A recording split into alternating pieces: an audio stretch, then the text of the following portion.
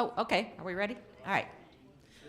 Okay, you guys. Last week we looked at the first 3 hours of the crucifixion from 9 a.m. when Scripture tells us Jesus was crucified until noon. Okay, and we saw several things from that. We saw that. Let's go back here. We saw Jesus speak 3 different times words of grace. He spoke, "Father, forgive them, for they know not what they're doing." To the soldiers and to the crowd, to his executioners, to the elders, to the people who were mocking him. And then he also said to the thief who came to believe in him that today you will be with me in paradise. And then he also said, "Woman, behold your son." And then to John, "Behold your mother." We often think about that last one, just a thought, that we often think about that last one of Jesus taking care of his mom, which was important for him to do. But it is also because Jesus was taking care of John as well, okay? They were going to need each other. And we see them together in the book of Acts, so they both were doing what God called them to do. But we saw those things, and we also we looked at quite a few things about what crucifixion is like. And I found another thing this week when I was looking in it, a little blurb, and it said the Romans intended crucifixion to be these things, 4 things. Number 1, unspeakably cruel. Number 2, mercilessly lingering. Men would often last a day or more on the cross. Okay? So they wanted it to be cruel. They wanted it to be torturous for a long time. Inescapably public. That's to hinder any impulse of rebellion on the people. Okay? And publicly certifiable, and that's the last one was the one I thought was interesting. The death had to occur visibly and undeniably on the cross so that the rumor could not get started that the seditionist, the person who was rebelling, had somehow survived and that the rebellion should go on. I thought that was an interesting reason for having it be so public. They wanted not only to squash any further thoughts about rebellion, but they didn't want any rumors to get started that the person actually lived through crucifixion, so it had to be very, very public. All right? It said for this reason it was always on a low hill outside the main city gate, because the gate is the bottleneck. Everyone who went in and out of the city had to pass that way. So I thought that was interesting. So tonight we're going to look at the last 3 hours from noon until 3 p.m., and we're going to see several of the things that Jesus says. We're going to talk about a couple of the things that happened this week, and the next week we're going to look at all of those miraculous things that took place, okay, in those last 3 hours. Interestingly, when we look through all 6 hours of this crucifixion, notice that Jesus never once defends his innocence. He never once claims to be innocent before the crowd, never once defends himself at all, and he never once returns an angry rebuke, no matter what kind of awful things they were hurling at him. He never once, in a word of anger, says anything to them. So we know that Jesus understood his role. He understood why he was there. He understood the job he had to do. He understood what was going on, and he knew that it was all about granting us forgiveness. It's who Jesus is. It's everything he taught, and that's the reason that he came. And it all gets fulfilled here. It all gets culminated here on the cross. So let's look at the last 3 hours, starting at noon. We're going to look at, I had a slide there for you, I think, maybe. Steve, what? Steve, do you know how to get it up? Oh, is it not up? It's not online. Oh, it's not online. Okay. Is it up here? Okay. Oh, I think it's usually late. Yeah. It takes it a while. Yeah. It's been about 5 minutes. You want me to wait? No, go ahead. Okay. Dolores was asking about it. Okay. So here's the scripture we're going to look at tonight, Matthew chapter 27, verses 45 to 50. Mark chapter 15, 33 to 37, Luke 23, 44 to 46, and John 19, just 2 verses in there, 28 to 30.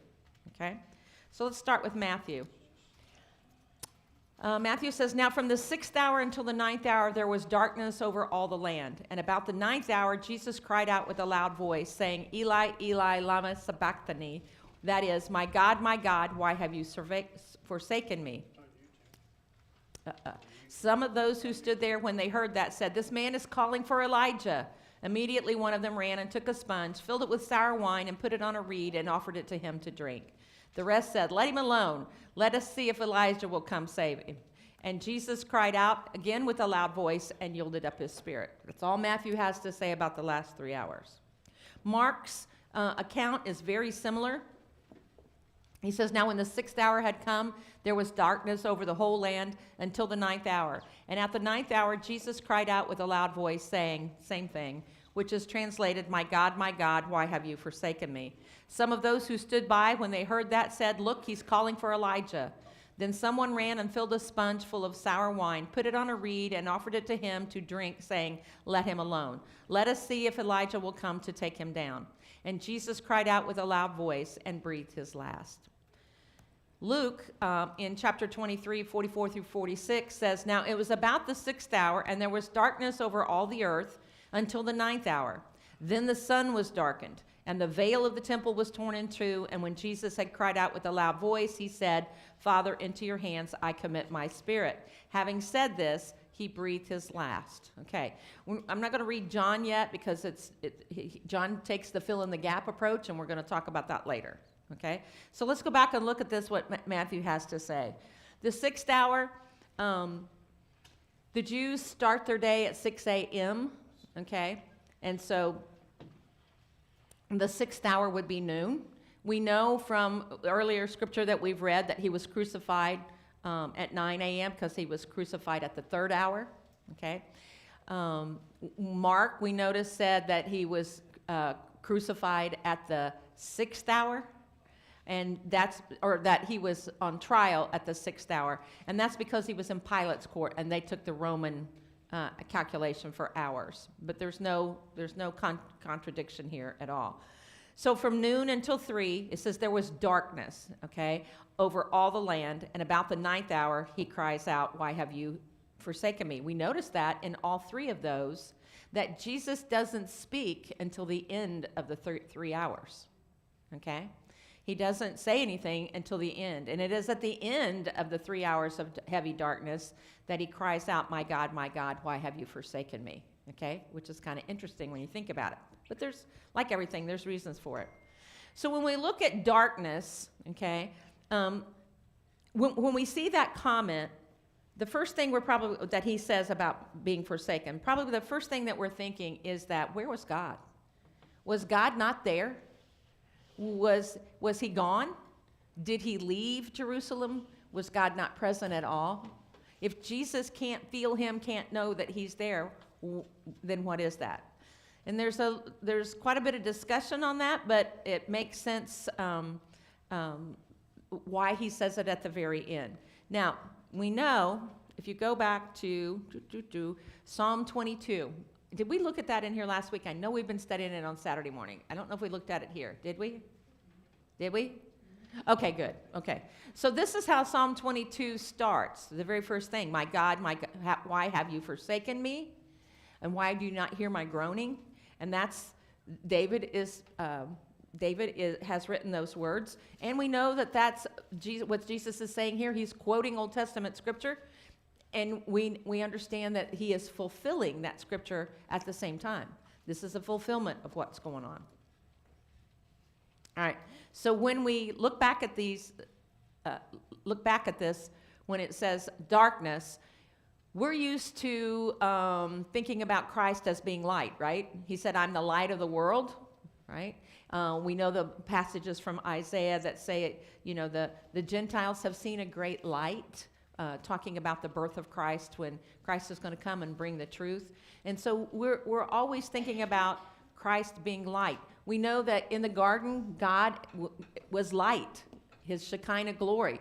Let there be light happened before the sun and moon were created. Where did it come from?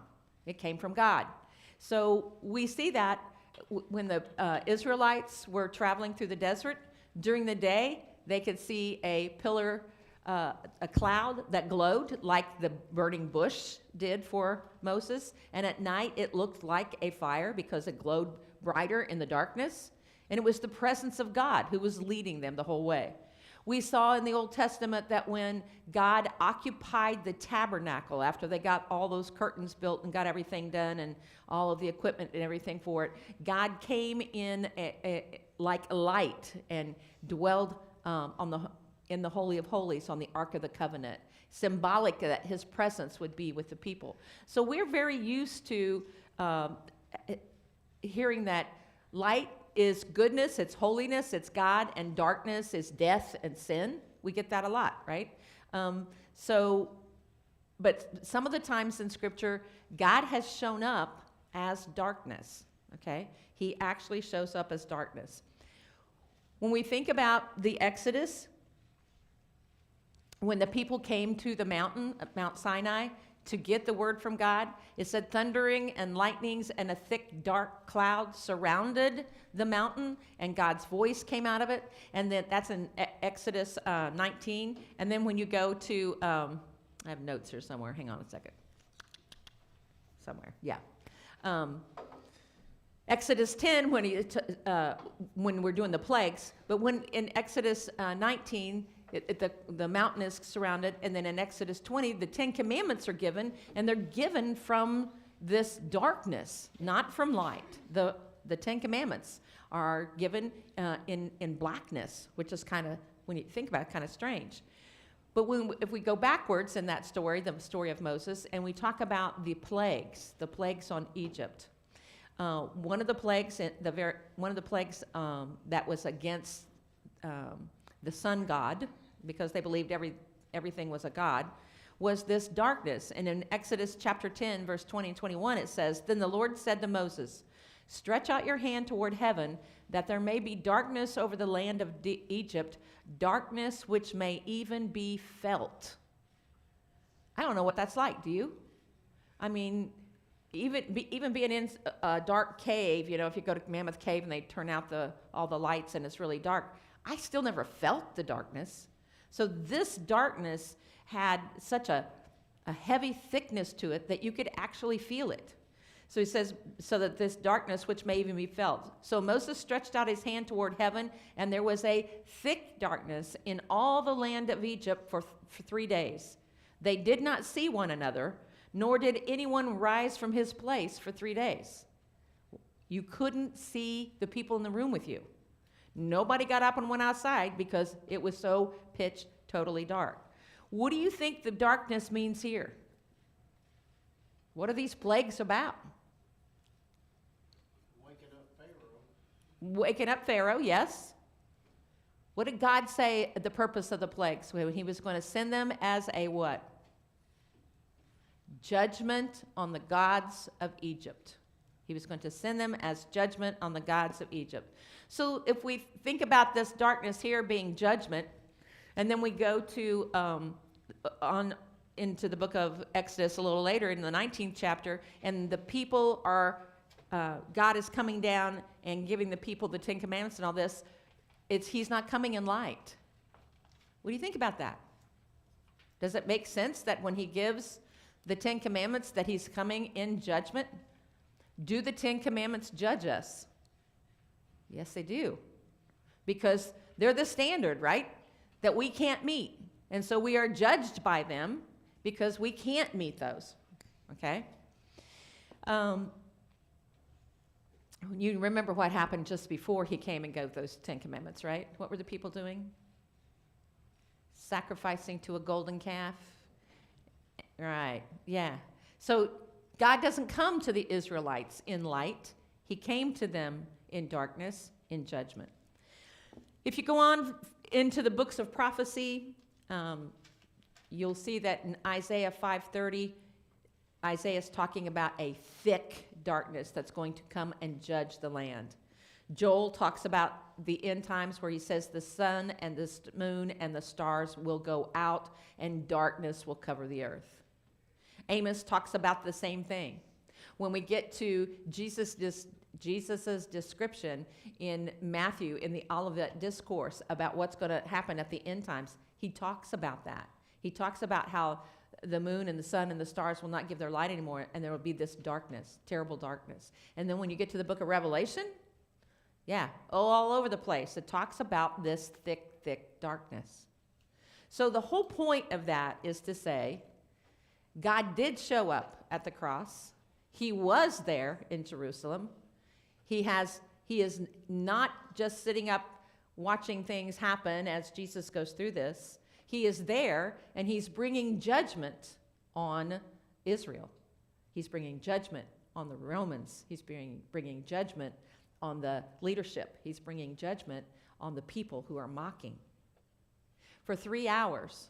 And you notice when we read these, you'll notice that from the 6th hour to the 9th hour, it isn't until after the darkness is gone that Jesus speaks, but it's also pretty telling that there is absolutely no sneering, no mockery, no insults during that 3 hours when it's dark. It's kind of like the dark shut them up, didn't it? But look what happens as soon as it gets light again. They're right back to saying, oh, he's calling out for Elijah. When he says this, they know Elijah's name. This is a play on words for them. They understand the scripture. They know. The last passage in the Old Testament, in the book of Malachi, says that Elijah will return before the Messiah comes. Okay? And so, and that's true.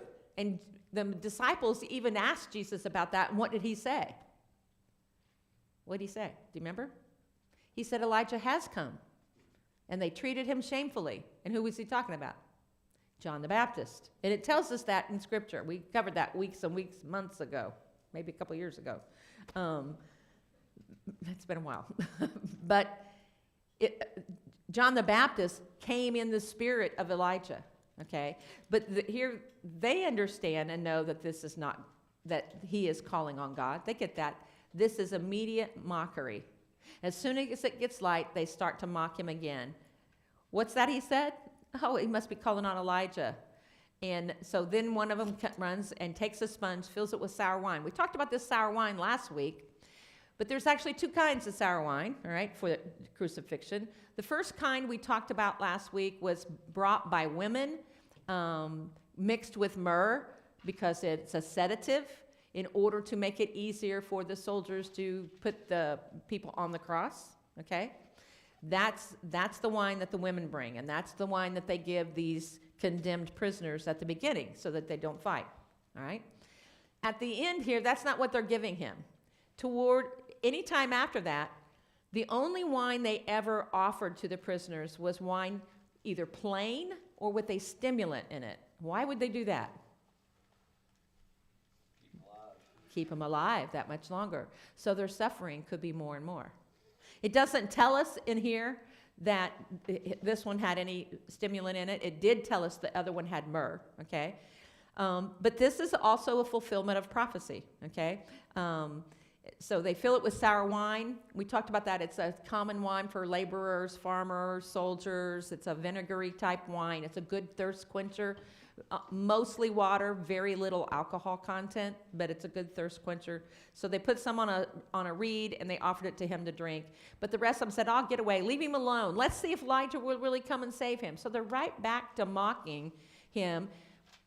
Why do they want to see if Elijah really will come and save him? Because Elijah's supposed to come before the Messiah. And if you think you're the Messiah, then Elijah should show up here, and he should get you off this cross. So the whole thing is mockery. They're not serious about thinking Elijah's going to come because they don't believe that Jesus is the Messiah. This is again, mockery to him and his position. All right, let's see, what else do I want to tell you before we get to that? I don't think he said anything different, did Luke? Okay, when we look at Matthew and look at Matthew says, covers all the darkness, covers all the land. Mark says the whole land, but then Luke says all the earth.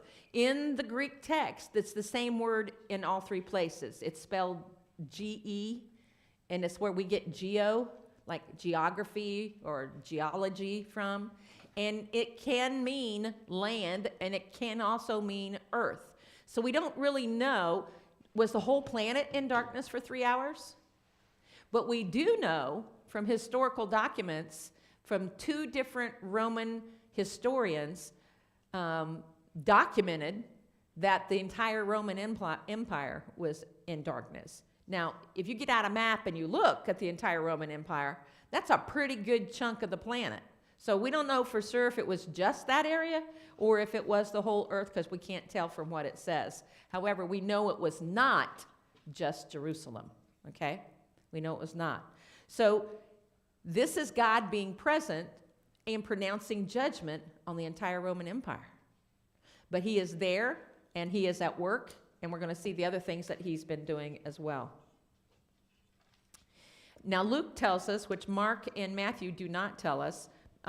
Mark goes right into, and at the 9th hour, the end of the 3 hours of darkness, Jesus cried out with a loud voice. And you see the same thing in Matthew. At about the 9th hour, he says, Jesus cried out with a loud voice. The word cried out there, it's used here, and it's also going to be used in another statement that Jesus is going to make here in a moment. The term cried out means to scream at the top of your voice. It means to scream very, very loudly. Okay, there's nothing quiet about it. It's not even a calm scream. It is a loud, almost violent sounding scream. Okay?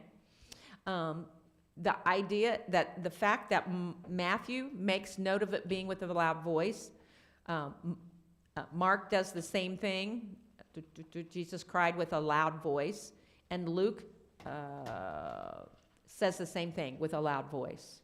These guys are wanting to make a point of the fact that Jesus is not weak. He's not semi-conscious. He's not fading in and out of consciousness. His voice is not raspy and tired. He is able, and he has enough strength left to scream. Now, a lot of people a lot of different theologians have talked about this, and the common consensus is that if we all can die because we have had sin, right? I mean, we're products of the fall from the Garden of Eden. We all age and get older and get decrepit because of that same curse. But if Jesus never had sin, and if the idea is that if Adam and Eve had never sinned, that they would live eternally, if Jesus had never had any sin, then his strength is, he has adequate strength to do this, to be able to do this. It's supernatural strength, because our strength wanes as we grow older because we're under the curse. He is not. Does that make sense? That's kind of what everybody I was reading was saying, okay? So the second time he screams like that, the first time, my God, and the second time is, Father, into your hands I commit my spirit. So let's go back and look at this one about my God, my God. If he's saying, why have you forsaken me? Why have you abandoned me? Why all that? Yes, it's a fulfillment of Psalm 22. It's a fulfillment of Scripture. It's a fulfillment of prophecy.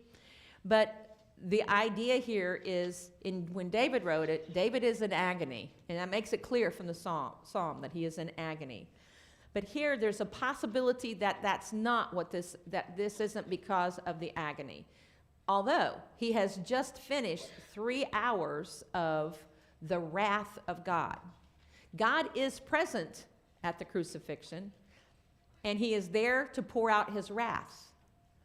But the bulk of his wrath, his judgment, the whole idea of the darkness and some of the other things we're going to see, is because they are also not only fulfilling what Old Testament pointed to as being the judgment of God, but they're also foreshadowing what's going to come at the end.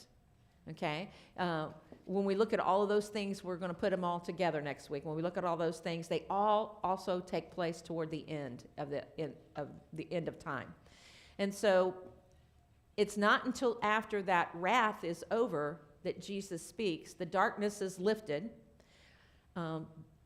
That is evidence to us that the fact that there's darkness at this point, and the fact that Jesus says, where are you? Why have you abandoned me? It's evidence that what Paul said, The one who knew no sin became sin, okay? The darkness represents the sin, and this heavy darkness, like the darkness back in Egypt where you could actually feel it. It was such a thick, thick darkness enough that made all those people stop their mocking for 3 hours.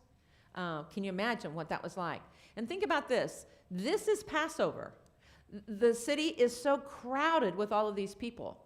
And it's at the time when they are offering the sacrificial lambs. Okay? Can you imagine what chaos is going on at the temple? I mean, this is the 12th hour, right? I mean, the 6th hour, which is 12 noon, okay? In springtime in Israel, clear skies, very dry, very hot weather, okay? And this is when it gets dark, at the height of the sun.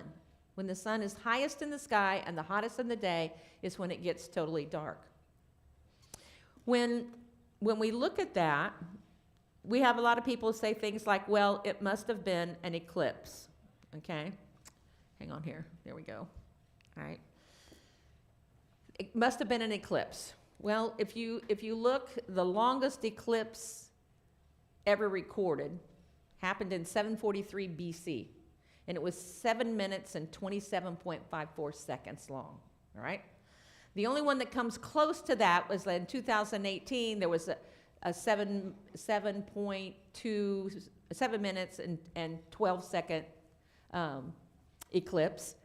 But there were people on the Concorde who paid to ride that at 55,000 miles an hour who were able to experience that eclipse for over 7 hours because they followed it as it went, okay? Which would be kind of fun, I think, all right? But there's no way, there's several reasons. This cannot be an eclipse. Number one, there's never been an eclipse that lasted 3 hours. Number two, there's never been an eclipse that made darkness go from Rome, from one side of the Roman Empire to the other, from the top to the bottom, all at the same time. Doesn't happen that way.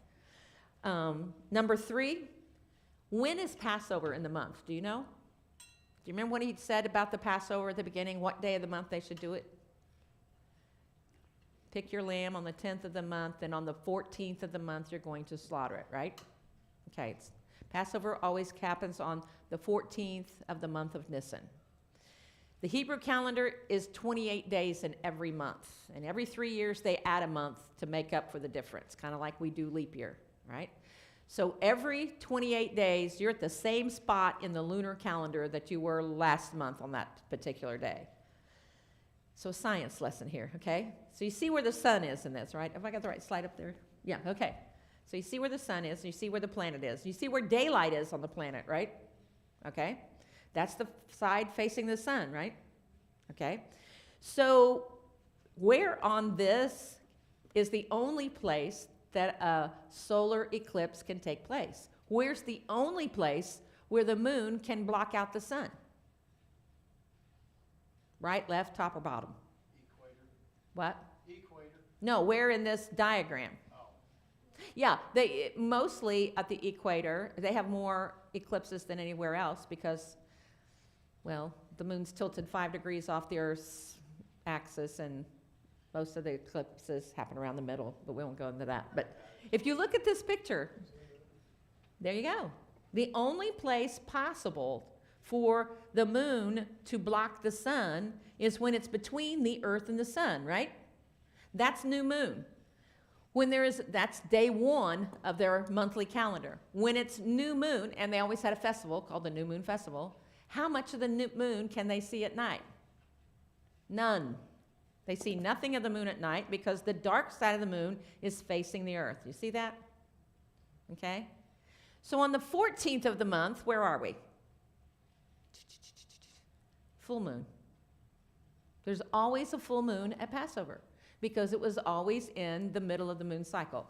The moon rotates, the moon goes completely around the Earth's orbit every 28 days and 52 minutes or something, but it's about roughly 28 days, okay? So on every Passover, it's a full moon. So it's not possible for it to be an eclipse, regardless of the fact that it couldn't last that long anyway. But it's physically not possible. There's a better picture of what it looks like, okay? This is new moon. See the dark side facing the part of the planet? Now, you might say, well, but that's daytime when it gets to be nighttime. Well, the moon doesn't move as fast as the Earth is rotating every 24 hours. This is moving around the Earth every 28 days. So it takes like 3 days to get to the first quarter moon, another 3.5 days to get to a half moon, another, and on and on. Enough science, okay? Just take my word for it. If you don't believe me, go look it up. But it can't happen. It can't happen during Passover because Passover is always a new moon, okay? So the idea that it is Passover, that it is Passover, that the city is filled with all of these people, and for 3 hours while they're supposed to be slaughtering their lambs, it's utter darkness. I can't imagine what the priests were trying to explain or what was going on or what else was taking place. All right, chaos, I'm sure. So we get to where Jesus is saying, my God, why have you forsaken me?" as it starts to get light, okay? He is speaking to God, so the separation, when we consider miracles, we consider the first miracle to be the darkness. We consider the second miracle to be, which is totally unexplainable to the human brain, is how did God separate himself, God the Father separate himself from God the Son? Because we know from Scripture that God cannot look on sin, okay? And that he pours out his wrath on Christ, all of the wrath for anyone who is ever going to believe in him for all eternity, all of the wrath that he would pour out on those people all at once in this 3 hours. So evidently Martin Luther tried to figure this out, put himself in seclusion for a month, trying to figure out how can God the Father separate himself out of the Trinity from God the Son, or how could that possibly be? And evidently he came out at the end of the 30 days more confused than he was before he went in. So if he can't figure it out, I don't think we're going to figure it out, okay? So when we look at this statement, my God, there are several other times in Scripture where someone's name is repeated twice, okay? And it always kind of has the same meaning or same connotation. In Genesis 22, when the angel is talking to Abraham and telling him he's going to have a son, and they're kind of arguing about that, the angel says, Abraham, you know. In Exodus 3, God says to Moses at the burning bush, Moses. 2 Samuel 18 and 19, David is weeping over his son, crying, Absalom. Luke 10, Jesus at Lazarus' tomb is talking to Martha and says, Martha. Later we know he's going to say, Simon. And then when Jesus is crying over Israel, we hear him saying, Jerusalem. None of these times is it shouted in anger. None of these times is it questioning the existence of the person. It is more a statement of affection, more a statement of relationship. I mean, when Jesus is saying, Martha, you know, she's one of his best friends. Same thing with Simon Peter. When Jesus confronts Saul on the road to Damascus, he calls him Saul, you're kicking against the goads here. I'm on your side, trying to get, you know. And so it's never about this. It's more about a personal intimacy, a personal type of affection, okay? This is the cup that Jesus was concerned about in the garden. He was going to have to endure all of God's wrath, but the worst thing to him was that he was going to be separated for the very first time in all of eternity from God the Father. And that's why this statement is made. One of the authors said, Jesus could understand why the Romans had forsaken him. It was political power. You know, Pilate wanted to keep his job. He could understand why the soldiers did what they did, because they were just following orders. He could understand why the Jewish leadership abandoned him, because they didn't want to share the limelight with him. They didn't want to admit he was God. He could understand even why the people were in mob mood and why they were mocking him. But what he couldn't understand was why and how he would have to experience this thing that he'd never experienced before. All right. So Mark here says that some of those who stood by about the thing about Elijah, then it says Jesus cried out again with another loud voice and breathed his last. Matthew said, what did he say? Matthew said, Jesus cried out with a loud voice and yielded up his spirit. Luke says, Father, into your hands I commit my spirit. Having said this, he breathed his last. And I think John says, bowing his head, he gave up his spirit. Notice none of them say anything about that he got so weak and his breathing got slower and slower, like patients do when they're near death. None of that description fits anything here. There are some translations of scripture that use, and then he was expired, or then he died. And there's a lot of debate and a lot of anger at traditional translators when they use terminology like that. The more accurate terminology, when we get to John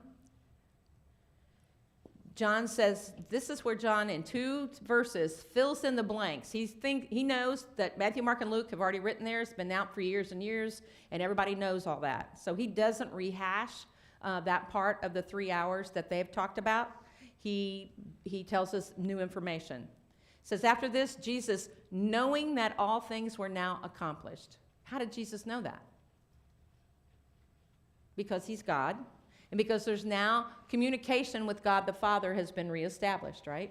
Because we're going to see that because he's going to talk to him, okay? It says, knowing that all things were now accomplished. That means, that's huge. That means everything that God's plan set out to do for the redemption of mankind has now happened, okay? This is the pivot point for all creation. Everything, all things were accomplished. It's done just exactly like God's plan said it would be done. Sins have been paid for. Mankind can now approach God's throne. Mankind can now go to heaven. Mankind can now avoid hell. All of those things were accomplished. That the scripture might be fulfilled. And he said, if you leave out that middle part there, which is commentary, go back to after this, Jesus said, I thirst. So we didn't see that. We didn't see him asking for the drink. I think John puts that in there because it lets us know that the first time when Jesus refused the drink, it was because it was laced with myrrh and he didn't want to be drugged during this experience. This is because, he puts in there because it's totally different. This is because he's been hanging on a cross since 9 a.m. in the hot sun. He's lost a lot of blood. Anybody ever have surgery and come out from surgery and wake up? The first thing you want is a drink. When you lose blood, you get very thirsty. Even though they're pumping you full of fluids, you're still thirsty. And so that's what Jesus says now. And this is John commenting on the fact that he is fully human, yet fully God.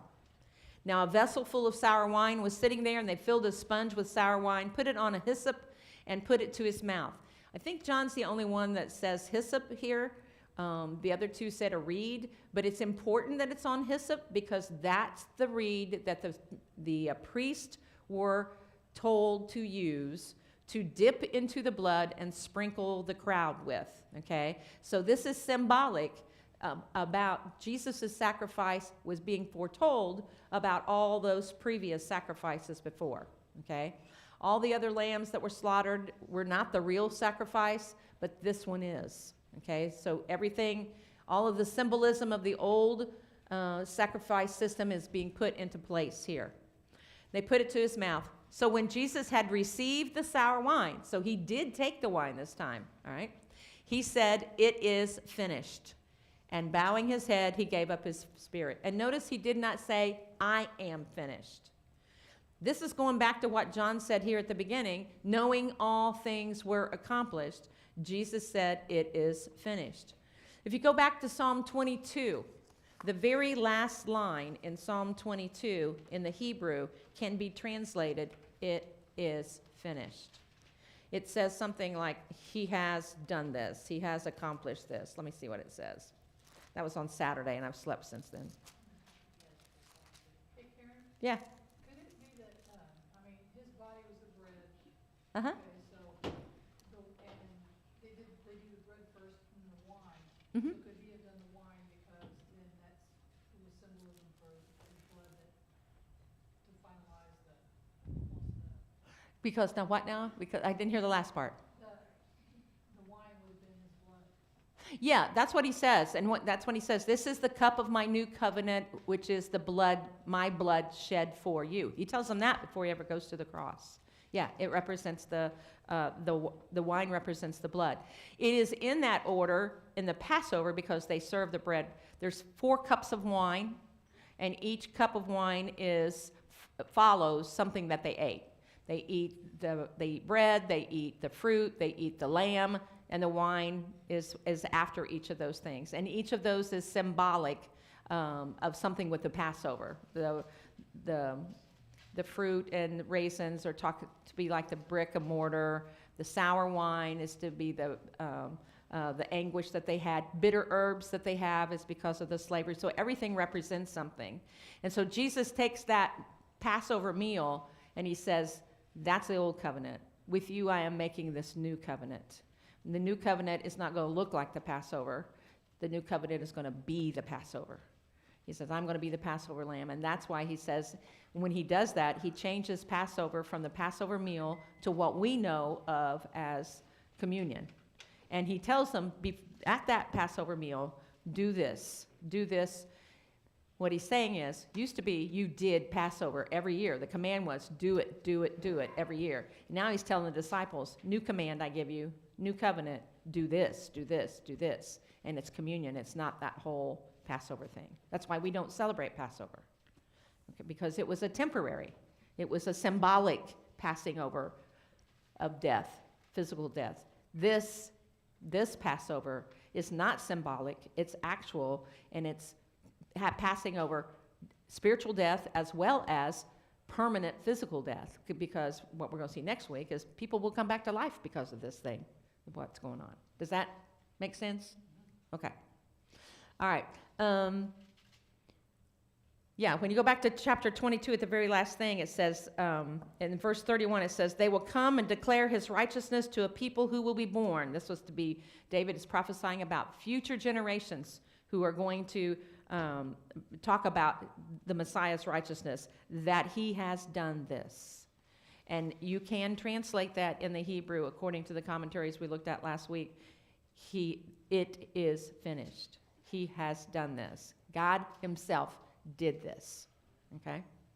So we've seen that Jesus speaks 4 different times in the last 3 hours. The first one, my God, why have you forsaken me? The second one, I thirst, in John. I didn't put the passage on here, the first one, because Matthew, Mark, and Luke all say that. Okay? I thirst, John 19:29. It is finished, 19:30. Father, into your hands I commit my spirit. That obviously tells us that he is, that there's communion again with God, that he's connected again with God the Father. This was not a permanent separation. This was only while he became sin, and God cannot look on sin. And then after that, he is back in full. And he had prayed, remember, at that Passover, when he prays for himself, he prays, glorify me again as I was glorified in the past, and that you will glorify me again. And so this is where that's happening. Father, into your hands I commit my spirit. That's also, so we see that this was a quote from Psalm 22:1, and then in Psalm 22:15, in that same psalm, it talks about my strength is dried up like a potsherd, which is a piece of broken pottery, and my tongue clings to my jaws. You have brought me to the dust of death. When your tongue is clinging to your jaws, it's because you are what? Thirsty. So that's a fulfillment also of Psalm 22 when he says, I thirst. Psalm 69:21, we looked at this one last week when we talked about the first part of it. That gave me gall, bitter wine. for my food, and for my thirst, they gave me the same thing, vinegar to drink. So Psalm 69:21. And then if you look at Psalm 31, which is kind of interesting, when you look at Psalm 31, verses 3 through 5, it says, "Since you are my rock and my fortress, for the sake of your name, lead and guide me. Keep me from the trap that is set before me, for you are my refuge. Into your hands I commit my spirit. Deliver me, Lord, my faithful God." Now, this is David talking here, okay? This is his psalm. But again, Jesus is quoting Old Testament scripture and fulfilling it as he's quoting it, okay? "Into your hands I commit my spirit. Deliver me, Lord, my faithful God." Okay. That's all for tonight. Next week we're going to look at all of the stuff that John talks to us about and the things that the other three talked to us about after that happened, that also are evidence that God was very present and active in Jerusalem at the crucifixion. He was not gone, okay?